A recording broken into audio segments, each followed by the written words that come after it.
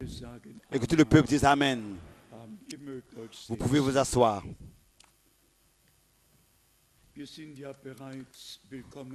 On nous a déjà souhaité les bienvenus et nous voulons d'ici saluer tous fraternellement.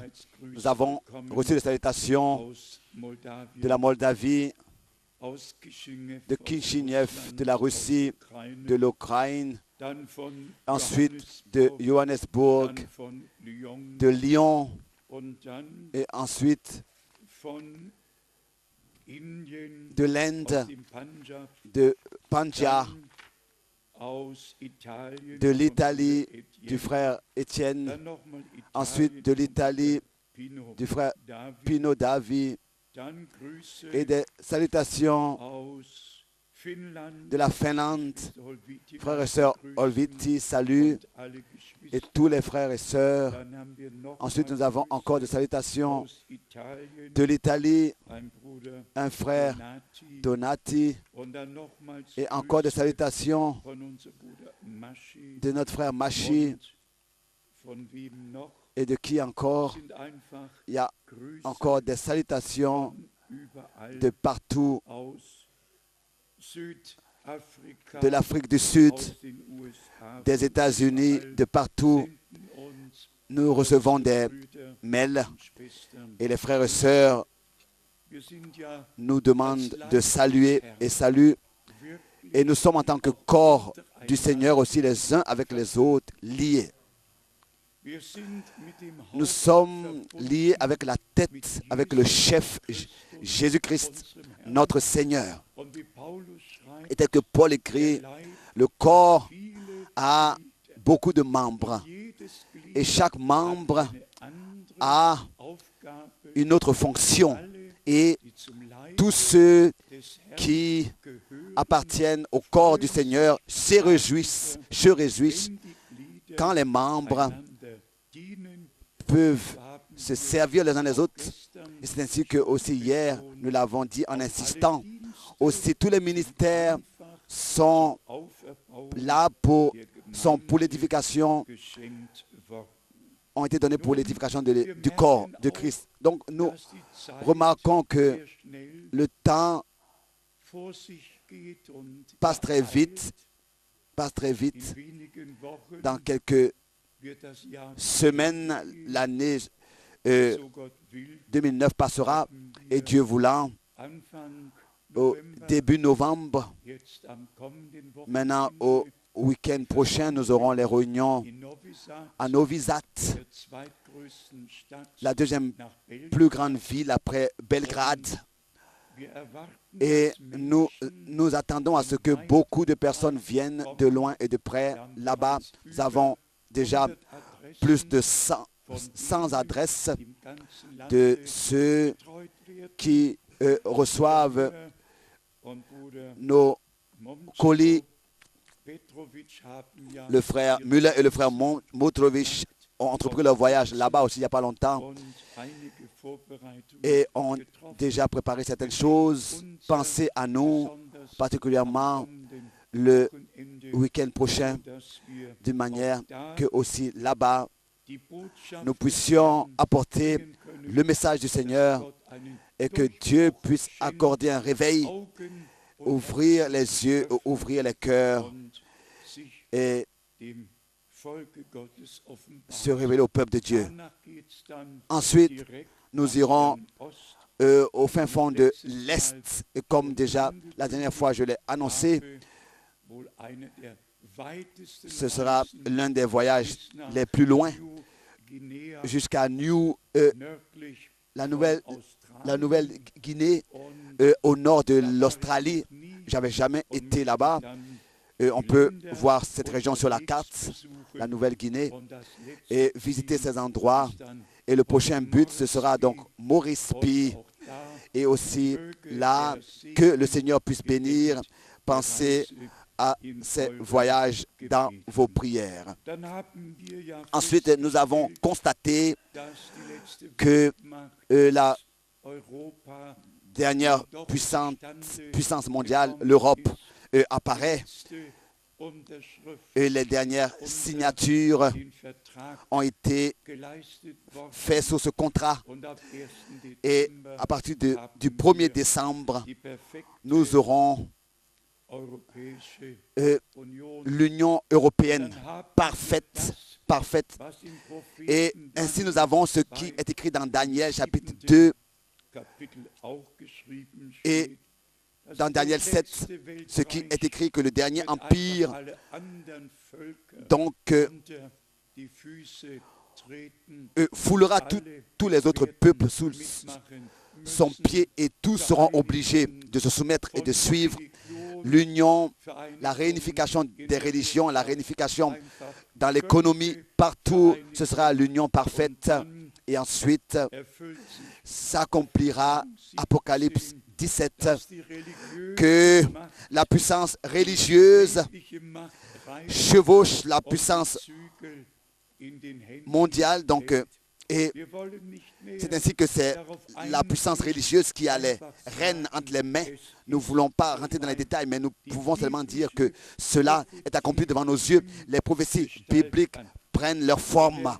Et l'article de hier dans le journal de l'Allemagne de l'Ouest, et donc citation du jour. Il n'y a aucune société dans ce monde avec un centre plus en bonne santé que l'Église catholique. Citation dans le journal quotidien de hier. Il n'y a pas une société plus en bonne santé que l'Église catholique. Hier, dans notre pays, c'était le jour de la Réformation. Martin Luther a écrit 95 thèses qu'il a clouées sur la cathédrale de Wittenberg. Et nous avons vu cette église, nous avons vu les portes, nous avons vu et visité cette ville, Wittenberg. Et qu'est-ce qui est devenu de la Réformation? Aujourd'hui, les 350 églises protestantes qui, depuis cette époque, ont existé, ont apparu, tous ont tourné leur regard vers Rome. Et seulement les élus reconnaissent le jour et le message qui, par la grâce de Dieu, nous a été adressé.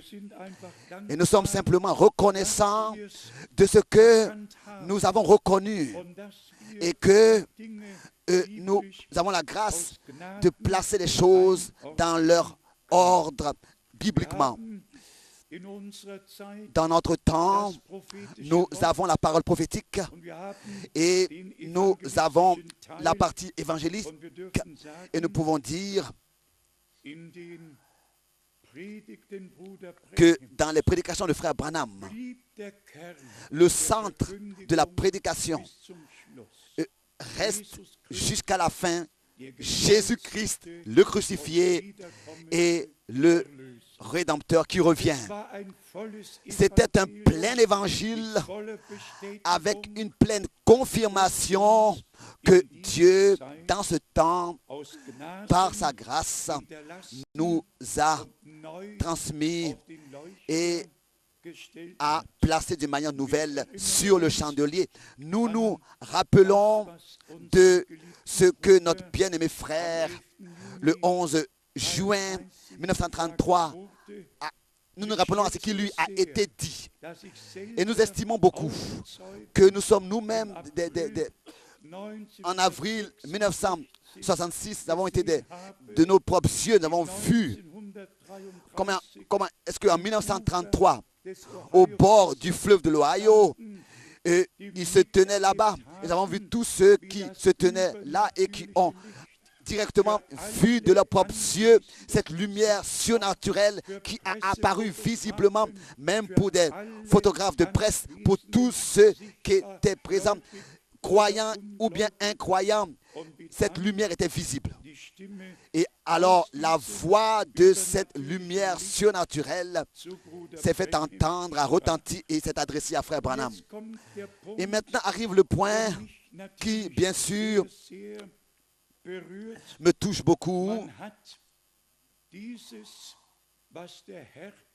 Ce que le Seigneur lui-même disait, on l'a annulé et la parole principale,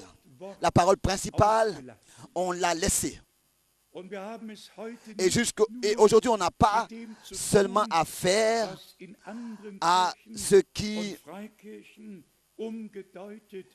a été changé dans les églises et les églises libres. Aujourd'hui, nous avons affaire à ce qui se passe à l'intérieur du message, à ce qui a été interprété et à ce qui a été changé. J'écris là-dessus et je ne vais pas continuer à m'occuper de ça, mais c'est important quand même de penser à cela. Si de la bouche de frère Branham, 16 fois, dans différentes prédications, on écoute ce que le Seigneur a dit, c'est-à-dire que tel que Jean-Baptiste a été envoyé comme précurseur de la première venue du Christ, c'est ainsi que tu seras envoyé avec un message qui sera précurseur du retour du Christ. Et dans tout ce que nos frères aux États-Unis ont fait, manque la parole message. Ils l'ont falsifié, ils l'ont changé, que ce soit à Tucson, que ce soit dans la maison de frère Branham, cela a été gravé sur la porte d'entrée. Ce texte a été gravé tel que Jean-Baptiste a été envoyé comme précurseur de la première venue du Christ. C'est ainsi que tu es envoyé comme précurseur du retour de Christ.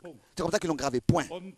Et avec cela, pour eux, tout, pour toujours, est terminé. Et pour eux,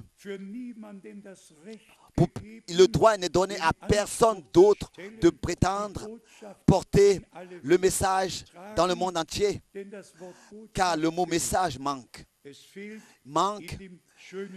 dans le beau livre, dans leur beau livre, manque même sur la pyramide qui est mise sur le sépulcre de frère Branham à Jeffersonville. C'était très cher, mais le texte aussi est falsifié. Sur la tombe de frère Branham, le texte est falsifié. Là aussi, il est écrit, tel que Jean-Baptiste a été envoyé comme précurseur de la première venue du Christ, c'est ainsi que tu es envoyé comme précurseur du retour du Christ. Et là, les gens vont en pèlerinage à la tombe, et pour tous, bien sûr, la fin est faite avec frère Branham. Tout est terminé. Alors frère Frank arrive et dit, ce qui est écrit, ce qui a été écrit là-bas est une falsification. Et j'ai les 16 citations de la bouche de frère Branham et je vais les publier dans la prochaine lettre circulaire pour que tous, à 100%, puissent savoir ce que le Seigneur a dit, ce que frère Branham a dit et ce que ces personnes-là ont falsifié. Et j'ai mentionné que toutes ces falsifications à l'intérieur des églises et des églises libres, toutes ces interprétations et ces changements et ces transformations ne nous touchent pas tellement aujourd'hui. Mais ce qui se passe à l'intérieur parmi ceux qui ont été appelés à sortir, nous avons le droit de la pure vérité. Nous avons le droit à la pure vérité, nous avons le droit au message qui n'est pas falsifié, à un message qui n'est pas falsifié. Dieu est véridique, Dieu est vrai, même si chaque homme est menteur. Si les frères avaient eu un peu de crainte, ils ne l'auraient pas fait. Mais je ne veux pas ici entrer dans les détails. C'est leur conviction que justement Branham reviendra encore et ensuite accomplira parfaitement son ministère. Aujourd'hui, je ne vais pas entrer dans les détails. J'ai devant moi, c'est ainsi que c'est écrit dans le titre. Ici, il y a quelques citations de ces 55 citations que Frère Branham a fait sur le troisième pull. Et déjà ici, c'est de nouveau un point. Nous n'allons pas nous attarder là-dessus, mais c'est seulement une grande douleur. Si des frères partout apparaissent, voyagent dans le monde entier et disent le prophète a dit, le prophète a dit. Et ils ne discernent même pas ce qu'il a dit avant l'ouverture des sceaux, ce qu'il a dit après l'ouverture des sceaux. Et je voudrais, ici, avec toute la clarté de la dernière citation du 25 juin 55, ici de la bouche de Frère Branham. Le premier pull était la guérison, le deuxième pull était la prophétie, le troisième pull était la révélation de la parole et tous ces mystères. Donc, mettons cela aux actes, ça c'est terminé. De la même manière, tel que Dieu avait dit à Moïse, je te donnerai 2 signes. Et c'est ainsi que Dieu a donné ces 2 signes. Alors, avec le ministère de Moïse, la partie qui lui avait été accordée était terminée. Personne n'avait encore besoin de venir pour dire que Moïse devait encore revenir pour encore effectuer un ministère. Le ministère de Moïse était fait. Et de la même manière aussi dans notre temps. Aussi Jean-Baptiste a été repris quand son ministère fut terminé. Tout se passe dans la maison de Dieu, dans le royaume de Dieu, dans l'Église, selon la volonté de Dieu qui nous est révélée dans la Bible et nous a été transmise dans la parole de Dieu. Pour le dire sincèrement, il y a des personnes qui, sans droit divin,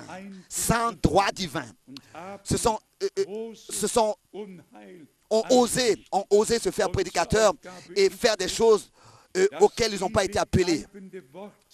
Et c'est ainsi que nous, il nous reste qu'un seul devoir à faire, c'est de prêcher la parole de Dieu, l'évangile éternel, la parole qui demeure éternellement. Et nous continuerons à le faire tant qu'il y a un souffle de vie en nous. Nous voulons lire quelques versets bibliques. Les premiers dans 1 Corinthiens, 1 Corinthiens chapitre 2, verset 17. 1 Corinthiens chapitre 2, verset 17. Nun, wir machen es nicht, wie so viele, die mit Gottes Wort hausieren gehen. Nein, aus reinem Herzen, nein, auf Antrieb Gottes reden wir vor Gottes Angesicht in Jesus Christus. Donc nous ne parlons pas comme ça de nous. Donc c'est dans 2 Corinthiens, pardon. 2 Corinthiens, chapitre 2, verset 17. Car nous ne falsifions point la parole de Dieu comme font plusieurs, mais c'est avec sincérité. Mais c'est de la part de Dieu que nous parlons en Christ devant Dieu. Nous ne disons pas seulement quelque chose. Nous n'allons pas comme les autres de maison en maison et voyager partout. Mais c'est pour raconter des histoires, c'est de la part de Dieu que nous parlons et que nous écrivons. Ce que nous disons ici, nous le dirions, même si le Seigneur était ici sur la plateforme et qui s'asserrait là. 2 Corinthiens, pas 1 Corinthiens, 2 Corinthiens, chapitre 2, verset 17. C'est la sainte parole de Dieu, c'est de la part de Dieu que nous disons ce que nous disons. Dans 2 Corinthiens, chapitre 3, au verset 6, il est écrit, 2 Corinthiens, chapitre 3, verset 6. Il nous a aussi rendus capables d'être ministre d'une nouvelle alliance, non de la lettre, mais de l'esprit.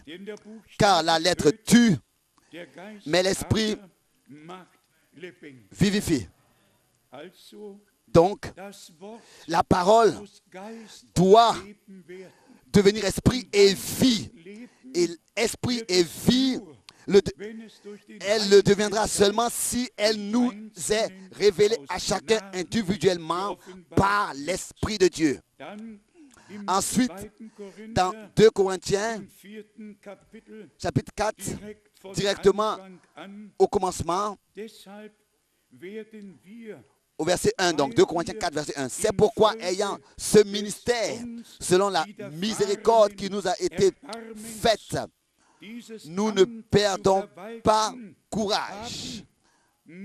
Nous rejetons. Nous ne perdons pas courage. Nous ne perdons pas courage. Même si toutes ces choses-là nous touchent le cœur. Tout ce qui se passe nous procure une douleur. Nous ne perdons pas courage. Pourquoi?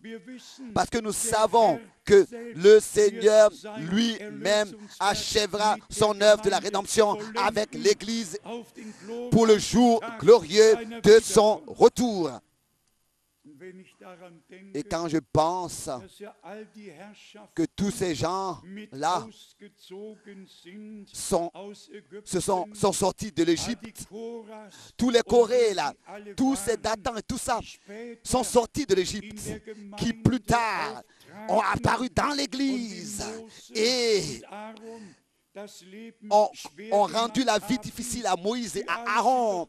Tous étaient passés par la mer Rouge. Tous ont été bénis. Tous étaient là présents quand Dieu, dans la nuée et dans la colonne de feu, était descendu. Tous étaient là et ils avaient vu comment est-ce que Dieu conduisait son peuple. Tous étaient témoins de ce qui s'était passé autrefois pendant l'Exode. Tous ont vu la mer se fendre et malgré tout, ils se sont laissés séduire et tromper. Ils ont simplement dit, Moïse, tu prétends trop de choses. Tu penses que tu es le seul. Nous aussi, nous avons un ministère. Nous aussi, nous sommes là. Mais s'il te plaît, ce n'est pas toi seul que le Seigneur a appelé. Oui, bien sûr, mais à chacun la place que le Seigneur lui a accordée. Dans le royaume de Dieu, il faut que l'ordre divin, par la grâce de Dieu, soit rétabli.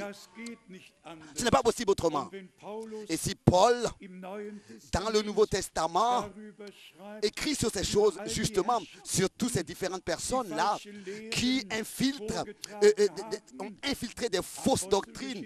Dans Actes des Apôtres, chapitre 20, par exemple, il dit que c'est de vos propres rangs qui se lèveront des loups. Jean écrit, si ils étaient des nôtres, ils seraient restés parmi nous. Beaucoup sont sortis de nos rangs, mais de sortir ne suffit pas du monde, mais celui qui demeure jusqu'à la fin sera couronné. Celui qui persévère. Ce n'est pas l'exode qui sera couronné, mais c'est l'entrée, c'est la fin. Quand nous aurons atteint le but, c'est cela que nous serons couronnés. Et c'est pour cette raison que nous devons persévérer, rester fidèles et humbles dans la parole de Dieu et rester attachés au Seigneur. Nous lisons dans 2 Corinthiens chapitre 4. Il est écrit ici au verset 2. Nous rejetons les choses honteuses. 2 Corinthiens 4, verset 2. Nous rejetons les choses honteuses qui se font en secret. En secret. Nous n'avons point une conduite astucieuse et nous ne falsifions point la parole de Dieu. Mais en publiant la vérité, nous nous recommandons en public à toute conscience d'homme devant Dieu. Ça, c'est encore aujourd'hui ma position et notre position devant la face de Dieu.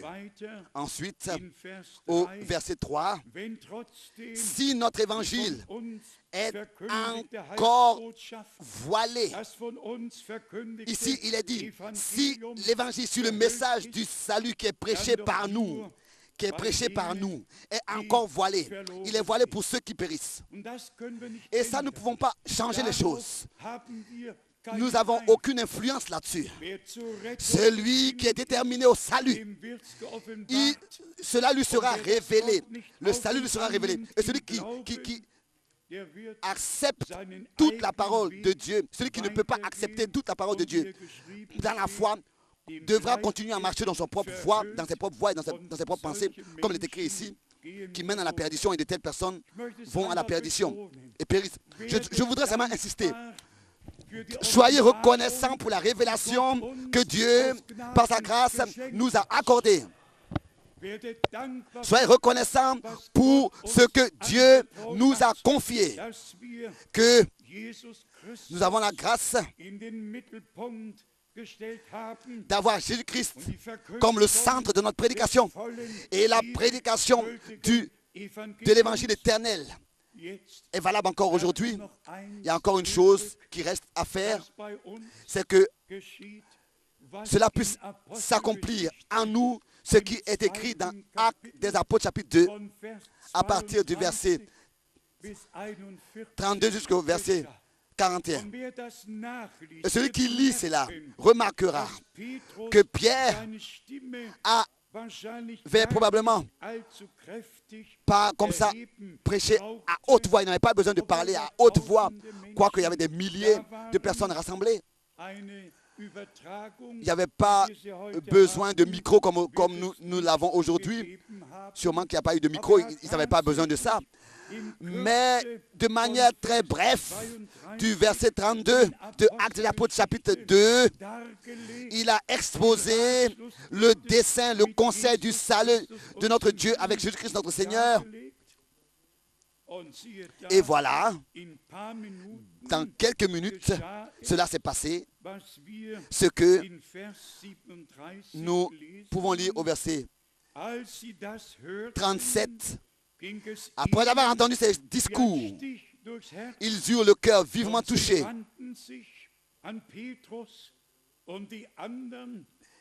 Et ils eurent le cœur vivement touché et ils dirent à Pierre et aux autres apôtres: Hommes, frères, que ferons-nous? Que devons-nous faire? Je m'attends à ce moment où nous ne devons plus dire qui veut consacrer sa vie au Seigneur, où nous n'avons plus besoin de demander à la congrégation, mais où l'Esprit de Dieu, d'une manière puissante, agit dans l'assemblée, d'une manière que sous l'écoute de la parole de Dieu, le souhait, le désir, le besoin est exprimé par ceux qui écoutent, sans qu'on leur demande par quoi que ce soit. Qu'est-ce que nous devons faire? Qu'est-ce que nous devons faire pour être sauvés, pour être préparés? Et ensuite, la réponse a suivi tout de suite à partir du verset 38. Ici, il est écrit, Pierre leur dit, répentez-vous et que chacun de vous soit baptisé au nom de Jésus-Christ à cause du pardon de vos péchés. Et vous recevrez le don du Saint-Esprit, car la promesse est pour vous, pour vos enfants et pour tous ceux qui sont au loin, en aussi grand nombre que le Seigneur, notre Dieu, les appellera. Alors là, ils n'avaient pas besoin de recevoir des cours particuliers. La prédication a pénétré leur cœur et l'appel était dans leur cœur présente de la part du Seigneur. Qu'est-ce que nous devons faire pour justement expérimenter ce que vous avez expérimenté le jour de la Pentecôte? Qu'est-ce que nous devons faire pour expérimenter la même chose? Et voilà que la réponse fut donnée. Et il y a eu 3000 personnes qui, lors d'une seule prédication, en un seul jour, furent bénis et ont expérimenté le salut, sont devenus croyants et se sont laissés baptiser bibliquement. Donc nous attendons l'action puissante de Dieu. Et ici, comme cela a été exprimé dans la parole d'introduction, chaque réunion devrait être tels que nos frères et sœurs au commencement dans la chambre haute rassemblée l'avaient, dans l'attente que Dieu déverse son esprit, dans l'attente que l'action surnaturelle de Dieu dans l'Église ait lieu. Nous devrions venir avec cette disposition, avec cette requête, dans chaque réunion dans laquelle nous nous trouvons. Dans chaque réunion, nous devons venir avec cette requête. Et nous avons aussi cette pensée particulière en relation avec la nourriture spirituelle qui doit être distribuée. Et toujours de nouveau, cela me touche beaucoup le cœur. La nourriture spirituelle est liée à la volonté directe de Dieu. Et je voudrais lire cette parole de l'évangile de Jean, de la bouche de notre Seigneur, venant de la bouche de notre Seigneur. L'évangile de Jean, chapitre 4, ici,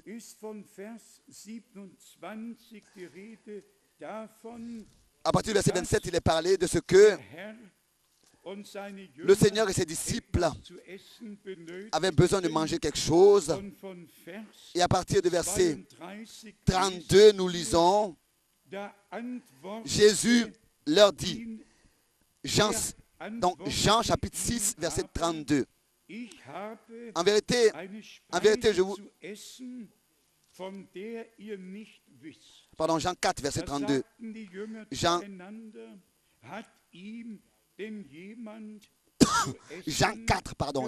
4, chapitre 30, verset 32. Mais il leur dit, j'ai à manger une nourriture que vous ne connaissez pas. Les disciples se disaient donc les uns aux autres, quelqu'un lui aurait-il apporté à manger?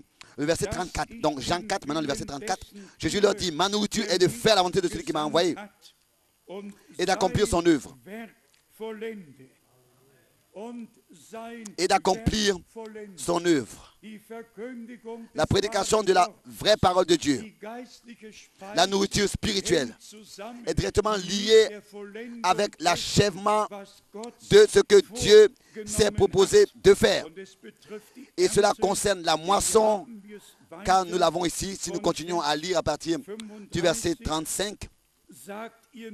Ne dites-vous pas qu'il y a encore 4 mois jusqu'à la moisson? Voici, je vous le dis, levez les yeux et regardez les champs qui déjà blanchissent pour la moisson. Donc, nous n'avons pas besoin d'attendre jusqu'à que la moisson, jusqu'à complètement à la fin dans le monde entier, vienne. Mais dans cette table de temps de 2000 années, la parole a été ensemencée.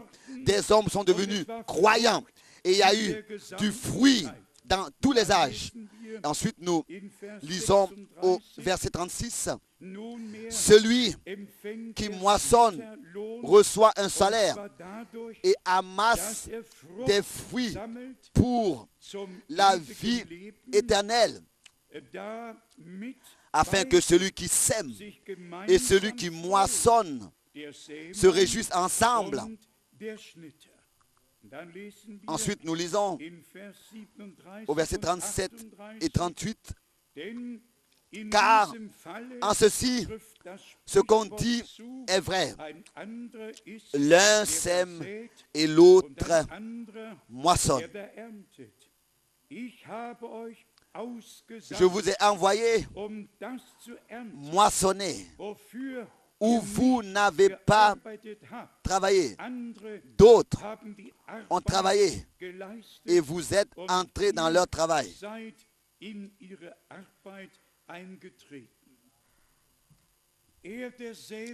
Lui, le sémeur de la bonne semence, selon Matthieu 13, et particulièrement le verset 37 et 38, la bonne semence de la parole de Dieu qui fut semée a porté de son fruit, et le fruit de la semence sont les vrais enfants de Dieu qui ont reçu la semence incorruptible de la parole en eux. Ici, avec cela, nous lisons dans Marc 1, verset 18. Ici, cela est exprimé très clair. Né de nouveau par la semence incorruptible de la parole de Dieu. Pardon, dans Jacques chapitre 1. Jacques chapitre 1, verset 18. Jacques chapitre 1, verset 18. De sa propre volonté, il nous a engendrés par la parole de la vérité. Engendrés de Dieu, nés de Dieu.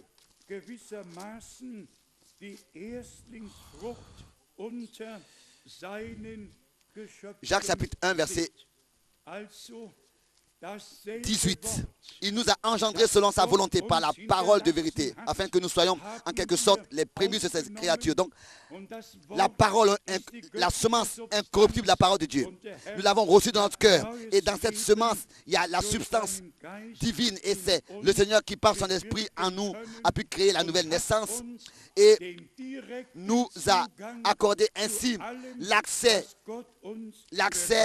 direct avec ce que Dieu nous a préparé par sa grâce. Si ensuite, nous allons dans 1 Timothée chapitre 4, 1 Timothée, ici nous avons la description de ce qui va se passer à la fin des temps. Et c'est pour cette raison que cela ne devrait pas nous étonner, trop nous étonner. Dans 1 Timothée chapitre 4, verset 1, mais l'Esprit dit expressément que dans les derniers temps, quelques-uns abandonneront la foi.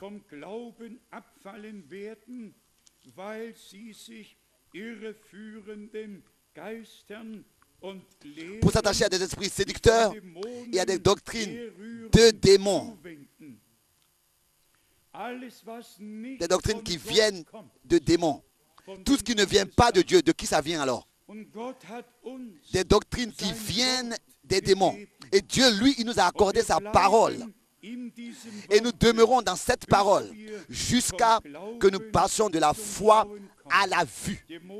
Des démons vont toujours de nouveau inventer des fausses doctrines. Des fausses doctrines. Et c'est ainsi que beaucoup sont égarés par cela. Mais tous ceux qui sont conduits par l'Esprit de Dieu demeurent dans la parole de la vérité et sont sanctifiés en elle. Et c'est peut-être raison que Paul dit à son compatriote, ici en lui écrivant dans le même chapitre, 1 Timothée, chapitre 4, verset 6.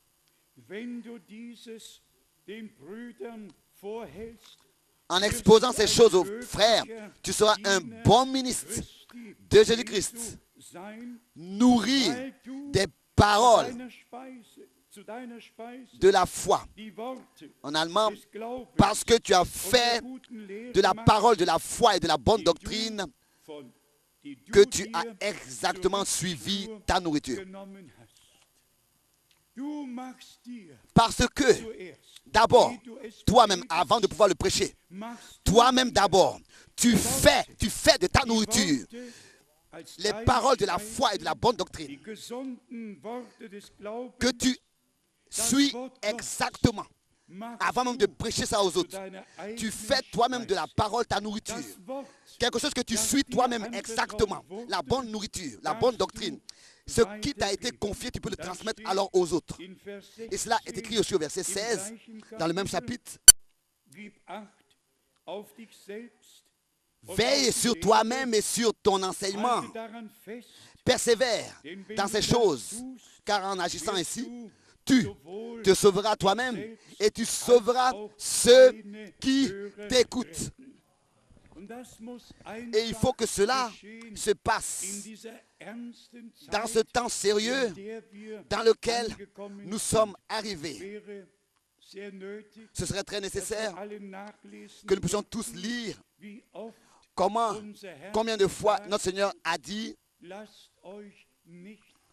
Ne vous laissez pas égarer. Gebt einfach Acht. Soyez attentifs. Que ce soit dans Matthieu 24, que ce soit dans Marc 13, que ce soit dans Luc chapitre 21. Faites attention que personne ne vous séduise. Faites attention. Ensuite suit Matthieu 24, verset 24, qui s'ajoute à cela, où il est même dit que même si c'était possible, même les élus seraient séduits. C'est ainsi que la séduction sera. Oh, que Dieu soit loué de ce que ce n'est pas possible que les élus soient séduits. Les élus sont déterminés pour la vérité. Tous les autres sont pour l'erreur et la séduction. Pourquoi? Parce qu'ils ne croient pas à la vérité. Alors ils reçoivent une puissance d'égarement pour croire au mensonge. C'est ainsi que Dieu nous a accordé la grâce pour croire à la vérité, croire à tout ce qui a son origine dans la Bible. Nous allons dans quelques versets dans l'Ancien Testament pour voir ce que Dieu avait promis à Israël et ce qu'il a promis à l'Église, pour savoir à quoi est-ce que nous avons à attendre, à quoi est-ce que nous avons à être attentifs. Dans le prophète Sophonie, nous lisons une parole très importante. C'est après Habakkuk et avant Agé. Dans Sophonie chapitre 3, verset 14. Ici, les frères ont déjà ouvert. C'est l'un des petits prophètes juste après Habakkuk et avant Agé, avant Zacharie, il y a Agé et ensuite Sophonie. De Zacharie en arrière, Agé et Sophonie. Donc chapitre 3, verset 14. Pousse des cris de joie, fille de Sion. Pousse des cris d'allégresse. Israël, réjouis-toi et triomphe de tout ton cœur, fille de Jérusalem. Et maintenant, suit la raison de la joie. Verset 15. L'Éternel a détourné tes châtiments.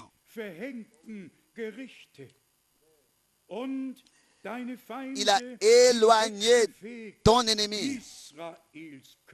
Le roi d'Israël, l'Éternel, est au milieu de toi.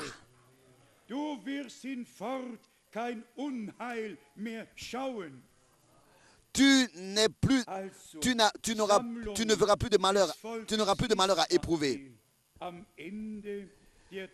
Ça, c'est l'état d'Israël à la fin des jours, jusqu'à ce que s'accomplisse, que le Seigneur sera au milieu de son peuple et entrera dans son règne sur la montagne de Sion. Lisons encore le verset 16 et 17. En ce jour-là, on dira à Jérusalem, ne crains rien, Sion, que tes mains ne s'affaiblissent pas. L'Éternel, ton Dieu, est au milieu de toi, comme un héros qui sauve. Il fera de toi sa plus grande joie. Il gardera le silence dans son amour. Il aura pour toi des transports d'allégresse. Ça, ce sera quelque chose de merveilleux. Mais avant que cela se passe, et vous remarquez qu'ici, il est parlé de la montagne de Sion. Et dans Apocalypse 14, nous voyons l'agneau avec les 144 000 sur la montagne de Sion. Après leur appel à sortir, nous les voyons sur la montagne de Sion.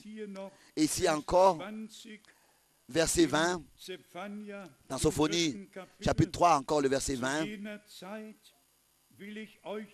En ce temps-là, je vous ramènerai. En ce temps-là, je vous rassemblerai. Rassemblerai. Car je ferai de vous un sujet de gloire et de louange parmi tous les peuples de la terre. Quand je ramènerai vos captifs sous vos yeux, dit l'Éternel. Car l'Éternel l'a promis en allemand. Car l'Éternel l'a promis. Nous attendons à ce que notre Seigneur ramène nos captifs, change notre situation. Je répète ce que j'ai dit hier. Je souhaiterais que par la prédication, Dieu et vous, vous et Dieu, vous soyez apportés en relation profonde, que la présence de Dieu descende et que le Seigneur parmi nous puisse se manifester. Et maintenant arrive le texte d'Agé, le deuxième chapitre en relation avec la promesse que Dieu a donnée à Israël. Et alors nous irons tout de suite à Hébreux 12 pour voir où est-ce que Dieu nous donne notre place. Agé chapitre 2, s'il vous plaît, acceptez la parole de Dieu.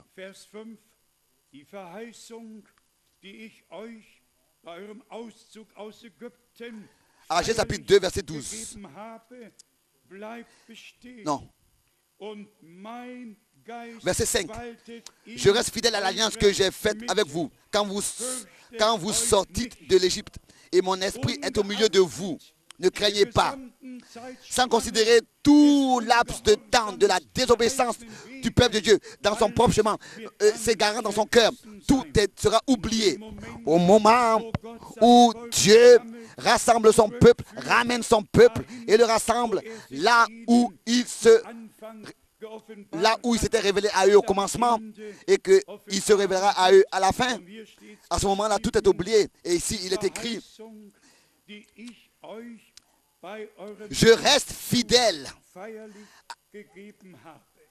aux promesses que j'ai faites avec vous dans l'alliance. C'est ici comme ça en allemand. Les promesses, le mot promesse, les promesses que Dieu a faites à Israël depuis sa sortie d'Égypte. Il ne les a pas oubliées. Il reste fidèle à cette promesse dans son alliance et il les accomplira. Ce qui est important, c'est qu'elle puisse s'accomplir, car il est dit: car mon esprit est au milieu de vous. Mon esprit est au milieu de vous. Que l'esprit de Dieu puisse se déverser parmi nous et être au milieu de nous et agir lui-même, et que tous nous soyons saisis et touchés par la présence surnaturelle de notre Dieu. Et ensuite, au verset 6, car ainsi parle l'Éternel des armées: encore un peu de temps et j'ébranlerai les cieux et la terre, la mer et le sec, et la terre desséchée et le sec. Allons avec cela dans Hébreux, le chapitre 12. Ici, l'homme de Dieu l'a exprimé encore pour ainsi, ici, comparer l'Église avec la montagne de Sion. Hébreux, chapitre 12, lisons rapidement, verset 12 jusqu'au verset 14, et ensuite nous irons à ce que nous avions déjà lu dans l'Ancien Testament, la parole de la correction adressée à nous tous, d'exhortation dans Hébreux 12, verset 12. Fortifiez donc vos mains languissantes et vos genoux affaiblis.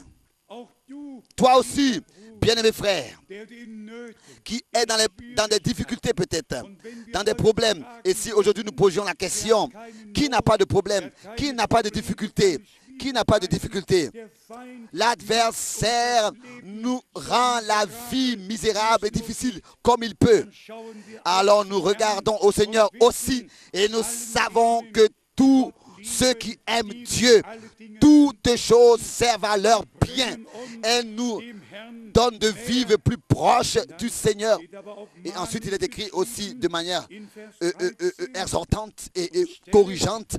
Ici, au verset 12, fortifiez donc vos mains languissantes et vos genoux affaiblis. Et là, nous pensons à la parole du Seigneur. Oh, que tout ce qui est élevé soit abaissé, que tout ce qui est abaissé soit élevé. et qu'il y ait un chemin accessible au peuple de Dieu. Et suivez avec vos pieds des voies droites afin que ce qui est boiteux ne dévie pas, mais plutôt se raffermisse. Et ici, nous avons une parole sérieuse. S'il vous plaît, écoutez. S'il vous plaît, écoutez. C'est absolument important que tous les brebis restent dans la bergerie.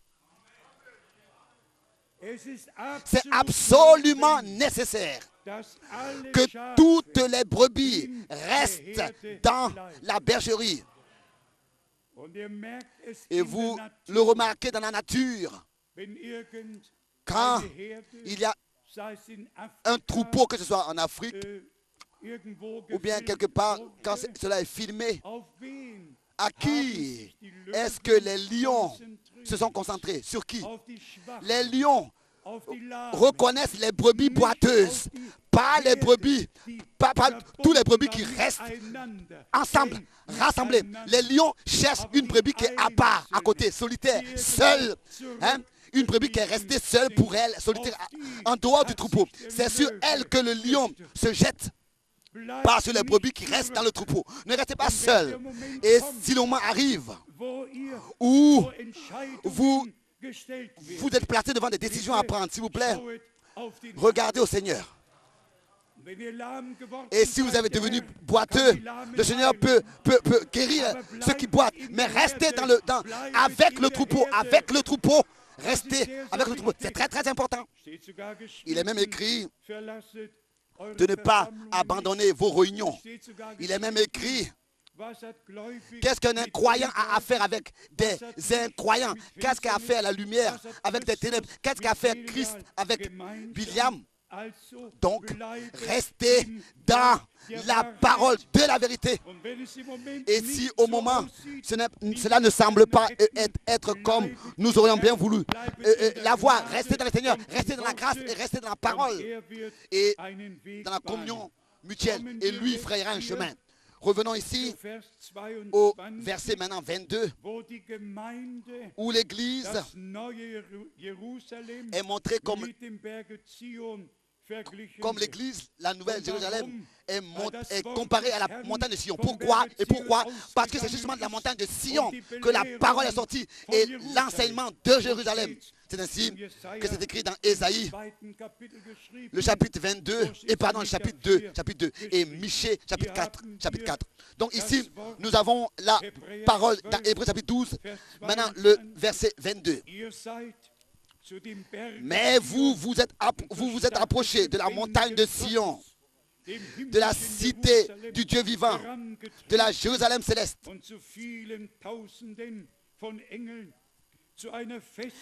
du Dieu vivant, la Jérusalem céleste, des myriades qui forment le cœur des anges,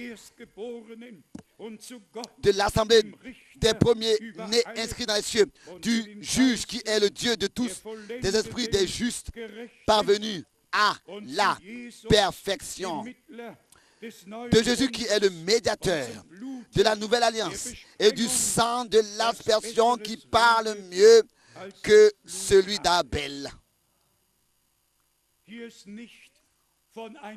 Ici, il n'est pas parlé d'une dénomination, s'il vous plaît. Ici, il n'est pas parlé d'une dénomination ou bien alors d'une confession ou d'une direction de foi. Ici, il est parlé de l'Église des premiers-nés inscrits aux cieux qui ont reçu le droit d'aînesse. Lui, le Rédempteur, le premier-né parmi plusieurs frères et tous les rachetés, fils et filles de Dieu, ont reçu le droit d'aînesse, sont nés d'en haut, nés de nouveau pour une espérance vivante. Et c'est ainsi que nous avons été ramenés à ce qui est sorti de Jérusalem. La parole du Seigneur est sortie de Jérusalem. Le même enseignement des apôtres et la parole de Dieu. Et ici maintenant, il dit, mais vous qui maintenant ici formez l'église du Seigneur, vous vous êtes approchés de la montagne de Sion, de la cité du Dieu vivant, la Jérusalem céleste. Verset 22, il l'a relu.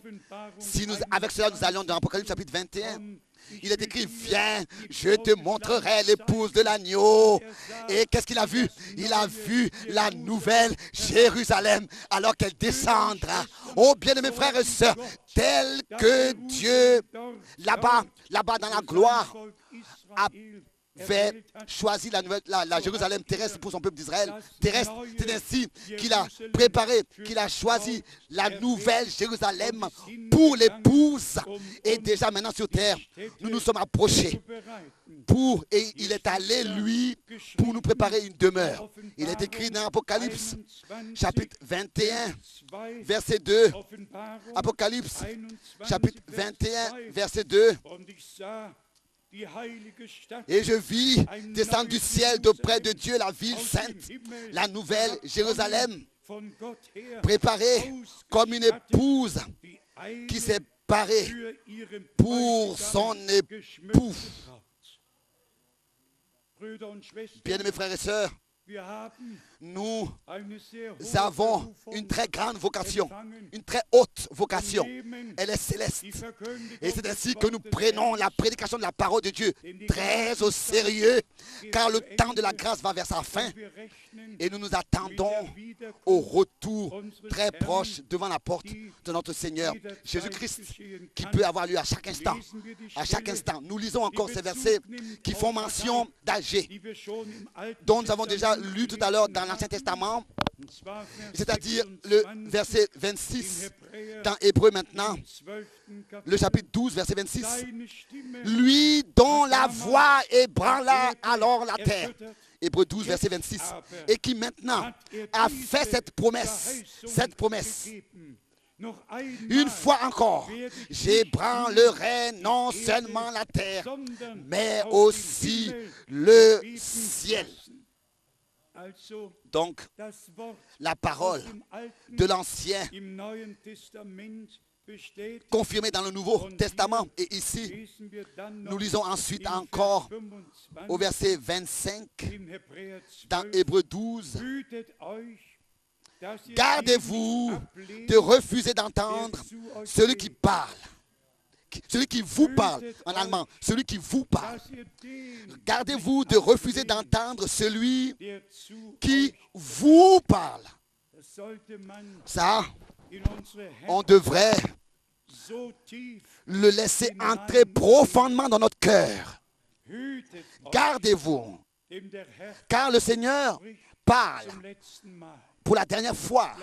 Je crois que c'est le dernier message que le Seigneur donne à toute l'humanité, particulièrement adresse aux élus maintenant, le dernier message accordé aux élus, pour que tous ceux qui ont des oreilles pour entendre, qu'ils entendent et qu'ils n'entendent pas seulement, tel qu'il est écrit ici, gardez-vous de refuser d'entendre celui qui vous parle. En allemand, gardez-vous de rejeter celui qui vous parle. Pas un prophète ou bien un prédicateur. C'est le Seigneur qui, par sa parole, parle avec nous. Et alors nous sommes de nouveau revenus à ce point. Il faut que nous puissions réussir en tant que prédicateurs. Il faut que je puisse réussir, en tant que nous puissions réussir par la prédication à rétablir la relation entre Dieu et nous et entre nous et Dieu. Car la réconciliation a eu lieu, n'est-ce pas? 2 Corinthiens, chapitre 5, à partir du verset 17. En tant qu'ambassadeur de Christ, nous vous disons, soyez réconciliés avec Dieu. Dieu était en Christ et a réconcilié le monde avec lui-même. Et ensuite, à la place de Christ, en tant qu'ambassadeur, nous vous disons, soyez réconciliés avec Dieu. La réconciliation a déjà eu lieu. Et l'appel retentit. Nous avons reçu la paix avec Dieu par le sang de Jésus-Christ, notre Seigneur. Et c'est peut-être raison que nous l'acceptons par la grâce de Dieu comme un don de Dieu, un cadeau de Dieu. Et nous exprimons toute notre reconnaissance de tout notre cœur au Seigneur notre Dieu. Pour cela, j'espère que nous avons tous compris cela. Et je pense que dans ce contexte des choses, en ce qui concerne la distribution de la nourriture, il faut que nous puissions aussi, je me rappelle de cette expérience dans le contexte de la distribution de la nourriture, même si cela est déjà connu de tous. Mais pour moi, les expériences directes qui se tiennent en liaison avec le ministère ont une signification particulière. Peut-être que pour vous, c'est différent, mais tel que nous l'avons lu, gardez-vous de rejeter et de refuser d'entendre celui qui vous parle. Et Dieu, réellement, a toujours de nouveau parlé par la bouche humaine et il a révélé sa parole. Permettez que je puisse encore aujourd'hui, ici encore une fois le dire ainsi. Parce que justement, j'ai reçu et j'ai une part directe à la propagation du message. À Jeffersonville, déjà à l'époque, je ne vais pas rentrer dans les détails, mais si le 12 avril 1966, je n'avais pas convoqué tous les frères en Amérique, aux États-Unis, et si je ne l'avais pas dit à Jeffersonville que les prédications de frère Branham maintenant doivent être mises en forme de brochure et imprimées parce qu'il faut qu'elles soient traduites dans d'autres langues. Si je n'avais pas convoqué les frères à l'époque, aucun homme sur terre aurait écouté le message. Aucun homme. À la fin des années 60. Nous avons donc à Edmonton, au Canada, nous avons ouvert un bureau parce que justement, de Jeffersonville, la distribution n'était pas telle que nous l'avons souhaité. Nous étions obligés donc d'ouvrir un bureau au Canada. Il y avait donc deux bureaux. L'un était au Canada, à Edmonton, conduit par Donny Berblis, et beaucoup d'autres l'ont aidé. Ensuite, de 1969, j'ai pu ainsi recevoir des adresses et envoyer les prédications de frère Branham. Et donc, j'ai pu recevoir et commencer ainsi l'œuvre. Et j'ai deux remarques à faire. L'une de 55 et 56, il ne s'agit pas seulement de savoir exactement quelle date c'était, mais cela s'est passé un samedi matin que ce frère Donny Beblitz, j'étais en visite à l'avenue 37 là-bas. Et ce frère qui s'occupait du bureau là-bas au Canada est venu samedi à moi. Et dans l'entretien, il était touché de quelle foule de frères et de sœurs du monde entier ont écrit pour recevoir les prédications de frère Branham au bureau que nous avions ouvert à l'époque. Et je m'excuse si je le dis ainsi, mais sa question avait été: mais frère Frank, le ministère de frère Branham est fondé bibliquement, est promis dans la Bible, est confirmé dans la Bible, est témoigné de la Bible. Mais qu'est-ce qu'il y en a de ton ministère? Est-ce qu'il est aussi témoigné dans la Bible? Est-ce qu'il est aussi dans la Bible? Et vous savez ce que j'ai fait? Je me suis éloigné de lui, je l'ai arrêté tout de suite. Au milieu de la phrase, j'ai dit: s'il te plaît, arrête tout de suite de penser de cette manière. Je suis seulement un simple frère comme tous les autres. Je fais que transmettre aux autres ce que j'ai reçu du Seigneur. Et j'ai même ajouté: comment est-ce que mon ministère pourrait être dans la Bible? Oui, nous avons terminé l'entretien. Et directement le matin prochain, le prochain matin, alors que C'était ou alors en 65 ou bien, pardon, en 50. Après que je lui ai dit, comment est-ce que mon ministère peut être dans la Bible? Et directement le prochain matin, j'étais habillé, le soleil brillait dans la pièce. J'étais en train justement de tendre ma main pour prendre la Bible.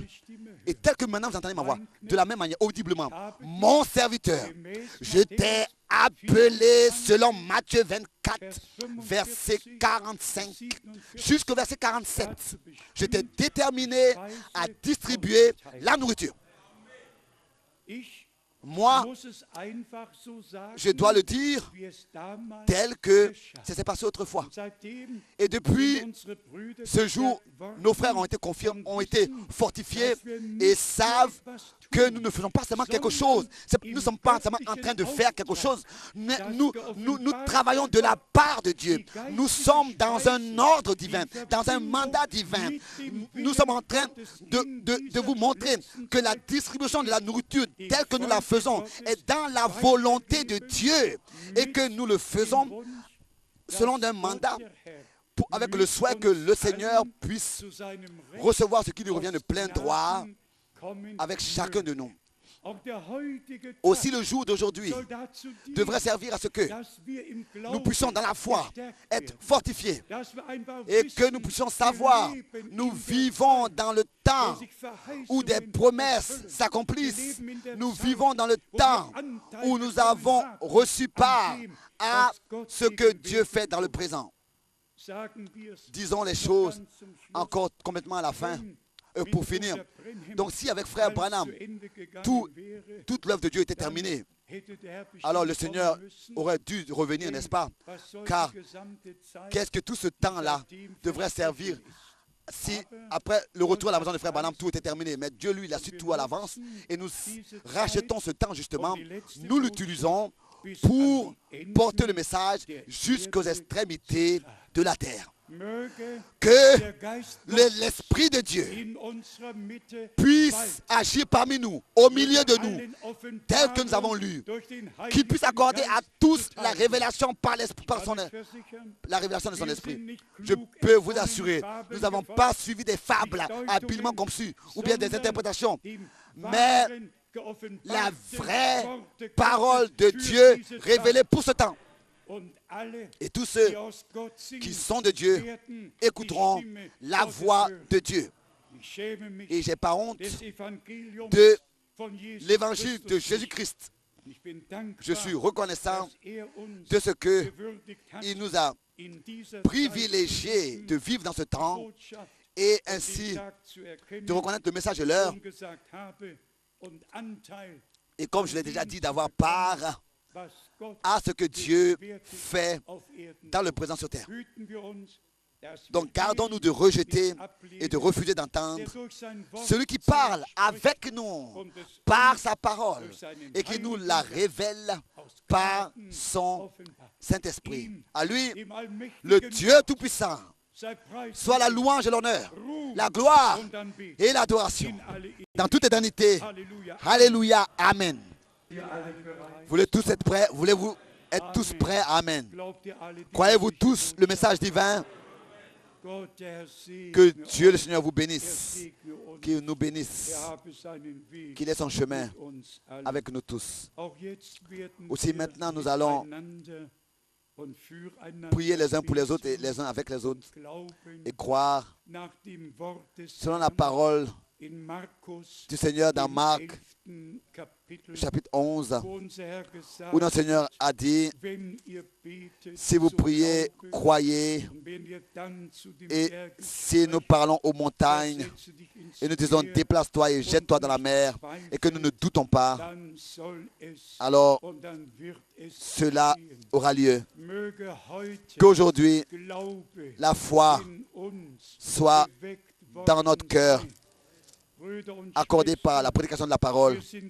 Bien, frères et sœurs, nous ne sommes pas une dénomination, nous sommes le corps du Seigneur, l'église du Dieu vivant, l'épouse de l'agneau. Et c'est pour cette raison que le Seigneur, d'une manière si claire, parle avec nous. in Gleichnissen. plus en parabole. Das tut Ça, dem Volk gegenüber. Und dem Seinen il le sagt fait en face de la euch foule. ist es Mais aux gegeben, siens, il dit, die Geheimnisse il vous a été donné des Reiches de Gottes connaître zu les wissen. mystères du royaume. Und auch heute Et aujourd'hui, öffnet il nous ouvre unser Verständnis la für die Schrift. compréhension pour les Écritures. Und wenn das mit euch geschehen ist, Et si sagt cela s'est einmal passé avec Amen. vous, dites Amen. Si cela a eu lieu avec vous, dites Wir Amen. dürfen Nous avons la grâce d'être libres freimütig bekennen, et de confesser librement que le Seigneur s'est révélé à nous.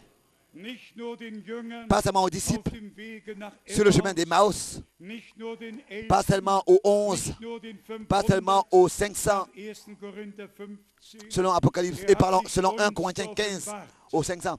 Non, il s'est révélé aussi à nous. Il a parlé avec nous. auch wir haben Et nous aussi, gesagt, nous avons dit, Herr, Seigneur, bleibe bei uns, reste avec nous, denn es wird demeure Abend avec nous, werden. parce que Auch wir haben begriffen, le soir est, was geschrieben le jour steht, est en son zur déclin. Mitternacht C'est ainsi que, comme il est ist ein écrit, Geschrei. c'est à minuit qu'il y ait un cri. Der Bräutigam Voici, kommt, l'époux vient. macht euch Levez-vous auf, ihm zu pour aller folgen. à sa rencontre. Und nun dürfen Et c'est ainsi wir zu denen que gehören, nous avons la grâce d'appartenir die den letzten à Ruf ceux gehört qui maintenant ont haben, entendu le dernier appel et sont sortis aus allen de Überlieferungen, toutes aus allen falschen les Lehren, traditions et les aus allen fausses Deutungen. doctrines et les interprétations.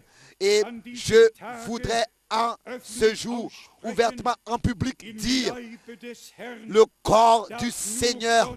Dans le corps du Seigneur, c'est seulement la pure et sainte parole de Dieu qui a le droit d'être et aucune interprétation a le droit d'exister dans le corps du Christ. des Herrn, Église du Seigneur. L'église du Seigneur est une épouse pure, parole, aus dem Wort née de la semence pure et incorruptible de la parole de Dieu par le Saint-Esprit.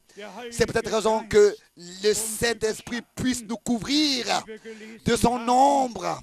Et c'est une réalité telle que nous avons lu.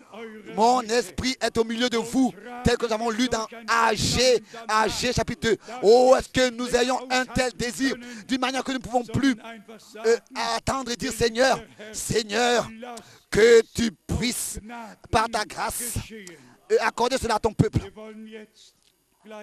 Nous voulons tout de suite prier, mais je pose la question malgré tout.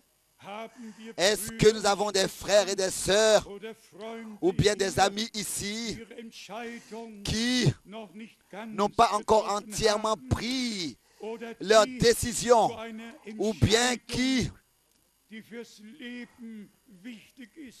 se tiennent devant une décision qui est importante pour leur vie et qui veulent venir devant la face de Dieu et dire, Seigneur, qu'est-ce que tu veux que je fasse? Qu'est-ce qui est dans ta volonté pour que nous soyons prêts de tout notre cœur à faire la volonté de Dieu à tout prix? Si nous avons de tels frères et de telles sœurs parmi nous, alors levez rapidement les mains. Oui, il y en a quelques-uns. Et nous allons maintenant ensemble prier que la volonté de Dieu dans notre vie soit faite par la grâce de Dieu. Seigneur fidèle, nous avons la parole que nous avons lue de ta bouche et écoutée de ta bouche. Ta nourriture, tu as dit, ma nourriture, c'est de faire la volonté de celui qui m'a envoyé. Oh bien-aimé Seigneur, et c'est ainsi que nous pouvons apporter à ton peuple ta parole révélée et ainsi distribuer la nourriture spirituelle pour que ton épouse soit introduite dans ta volonté parfaite. Car c'est seulement dans la volonté de Dieu que nous sommes sanctifiés. C'est ainsi que c'est écrit dans Hébreux, le chapitre 10 au verset 10. Oh bien-aimé Seigneur, que personne soit présent qui rejette d'entendre ta parole, ta voix du haut des cieux. Que personne soit parmi nous qui ait besoin de temps de réflexion. Mais si aujourd'hui nous entendons ta voix, que nous puissions tout de suite suivre ton appel, répondre et mettre ta parole en pratique. Nous te remercions de ce que tu parles avec nous.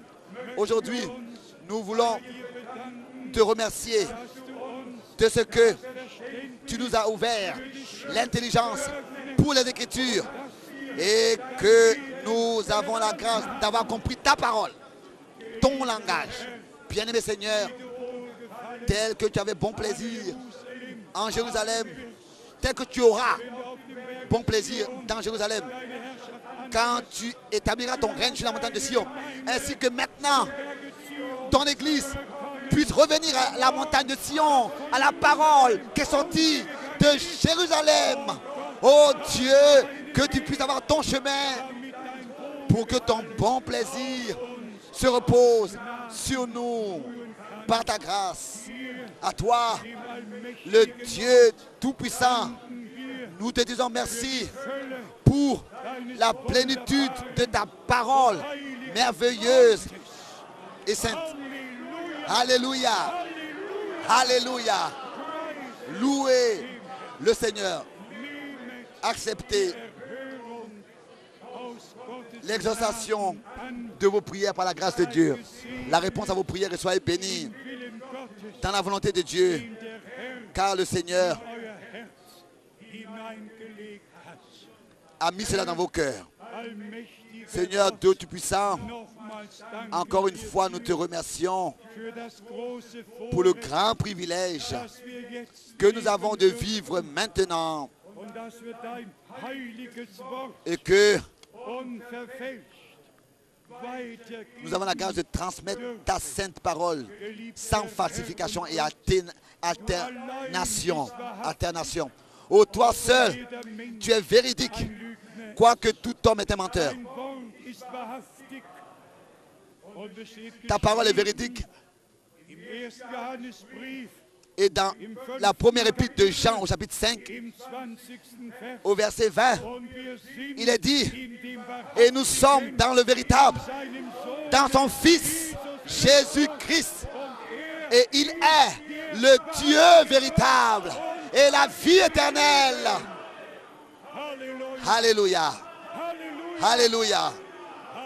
Alléluia. Oh Dieu, c'est accompli. Nous te remercions pour la rédemption par ton sang. Nous te remercions pour ta parole. Et nous te remercions pour le Saint-Esprit qui nous conduit dans toute la vérité. Bien-aimé Seigneur, que le monde entier, que ton peuple dans le monde entier ait part à ce que tu fais maintenant. Que ce soit nous ici ou bien en Nouvelle-Zélande, ou bien en Australie, ou bien en Afrique, ou bien au nord du pays de l'Amérique, ou bien au sud de l'Amérique, ou bien au centre de l'Amérique, dans tout l'est de l'Europe et partout, dans tout l'ouest et dans toute l'Europe, et dans toutes les parties de la terre, que cela ait lieu. Que ta parole soit apportée comme un témoignage pour les uns et comme un appel à sortir pour les autres.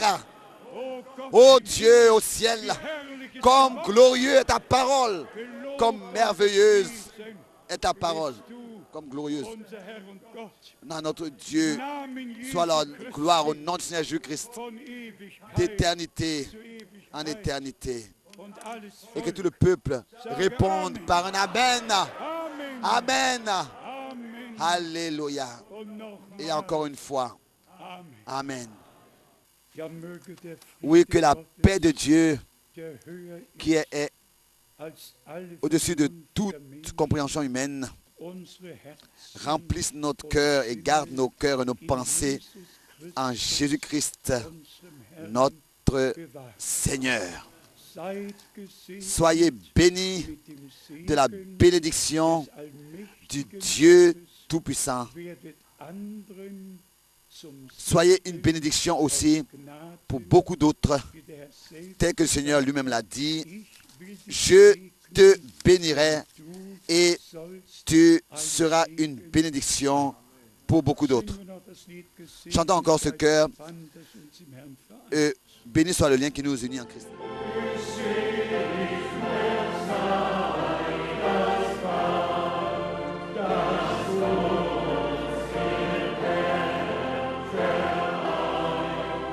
Is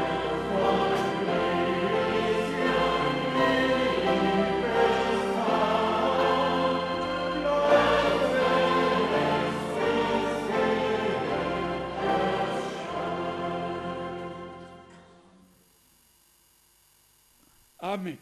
Amen, amen. Ça, nous le croyons. Bleibt fest, bis Restez, erscheint. ce lien reste ferme jusqu'à ce qu'il revienne. Jusqu'à la prochaine fois que saluez-vous les uns les autres. Jeder wünscht jedem Gottes Segen. Souhaitez-vous les riches bénédictions de Dieu.